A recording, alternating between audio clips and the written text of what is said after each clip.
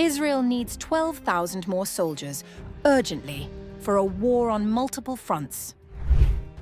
Instead, thousands of ultra-orthodox men shut down Tel Aviv's highways, blocked railway lines, and forced passengers off trains to protest being asked to serve. Some wore yellow stars labeled deserter. The IDF is fighting Iran and Hezbollah. It is also fighting its own people.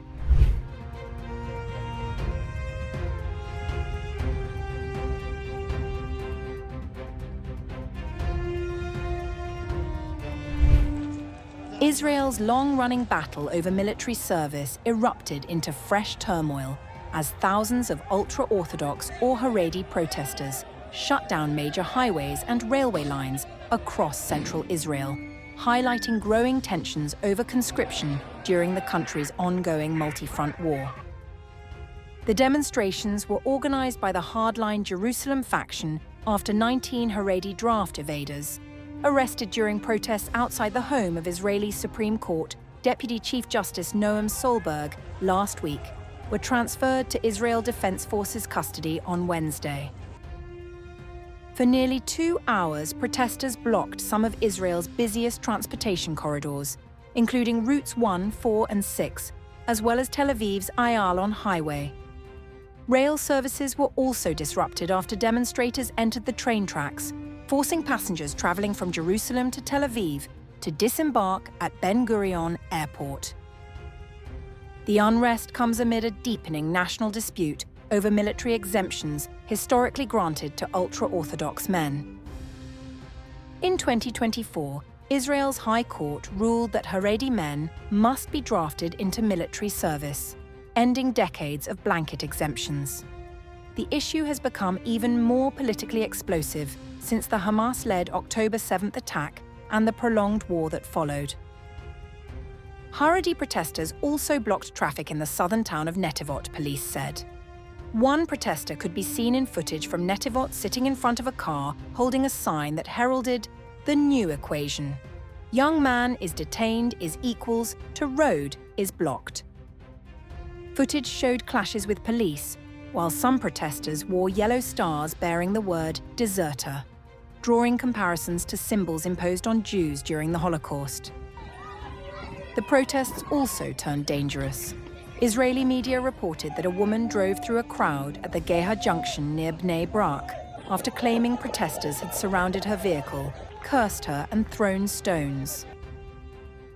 A 93-year-old demonstrator suffered head injuries and was hospitalized, while another protester was injured in a separate incident farther south along Route 4.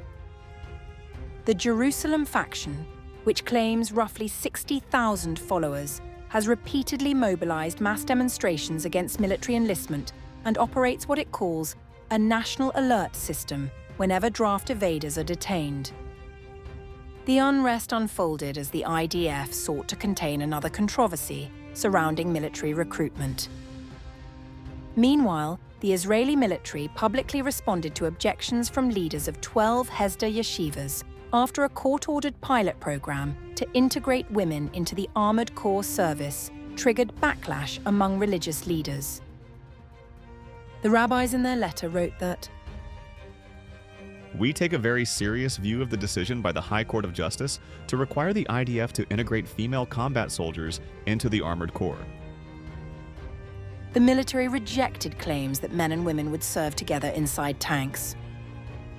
After approximately 2.5 years of intense, multi-front, and unprecedented war, during which the operational missions of the IDF were expanded, and the burden on the reserve forces increased significantly, the IDF needs every male and female combat soldier. The IDF further emphasized that it places the highest importance on integrating all populations. As the People's Army, the IDF places the highest importance on integrating all populations, while making a great effort to preserve their way of life and needs in a manner that does not harm one population at the expense of another. The military also clarified that the High Court had not ordered immediate integration of women into tank crews. The High Court of Justice did not instruct the IDF to enlist female soldiers into the Armored Corps, but rather instructed it to conduct the planned pilot on the matter. We are working to integrate women into combat roles wherever possible.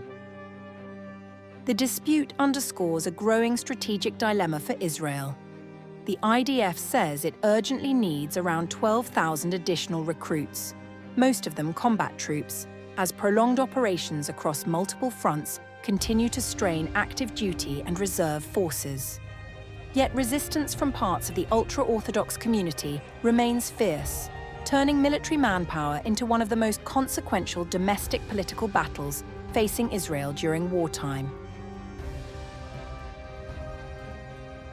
Israel witnessed widespread disruption on Monday as ultra-orthodox, or Haredi, protesters blocked major roads, railway lines, and public transport networks in demonstrations against efforts to draft Haredim into the Israel Defense Forces and increased enforcement against alleged draft dodgers. The protests caused significant disruption across the country, with demonstrators gathering on Highway 4, Highway 1, and at Jerusalem's Cords Bridge. Protesters also blocked train tracks near Ben Gurion Airport and disrupted Jerusalem's light rail system, bringing transport services to a standstill in several areas. The demonstrations were organised to oppose attempts to conscript members of the ultra-Orthodox community into military service, as well as what protesters described as increased enforcement measures by the military and Israel police against individuals accused of evading the draft. As authorities attempted to clear the roads and restore order, tensions escalated between protesters and police. According to Israel police, 3 officers sustained minor injuries while trying to disperse crowds gathered at various protest locations. During the protests, one soldier who had disembarked from a bus in Jerusalem was reportedly attacked by demonstrators. Police officers at the scene intervened and rescued the soldier from the crowd. Elsewhere, protesters allegedly targeted public property. According to reports, demonstrators smashed windows at the entrance to the Har Hotzvim police station and blocked access to the building. Additional unrest was reported outside the home of the commander of the National Traffic Police. According to local media reports, protesters gathered outside the residence, prompting a police response. Officers later attempted to disperse the crowd using flash grenades. 2 protesters were subsequently arrested, according to reports. The demonstrations also resulted in serious injuries. Magen David Adom said a 25-year-old individual participating in a protest on Highway 4 was struck by a motorcycle. Emergency medical personnel treated the individual at the scene before transporting him to hospital in serious condition. As the day progressed, police stepped up efforts to disperse protesters, deploying water cannons and mounted officers to clear roads and restore public order. The unrest followed a separate incident overnight in Beit Shemesh. Israel police said 8 Haredi protesters were arrested after breaking into a police station following the arrest of an alleged draft dodger by military police. Footage released by police showed large numbers of demonstrators gathered outside the station after the arrest. Police said several rioters entered the compound, while others attempted to block traffic on Route 38 by throwing stones onto the roadway. The protests have once again highlighted the growing tensions surrounding military conscription and enforcement measures, as demonstrations and confrontations continue to draw national attention across Israel.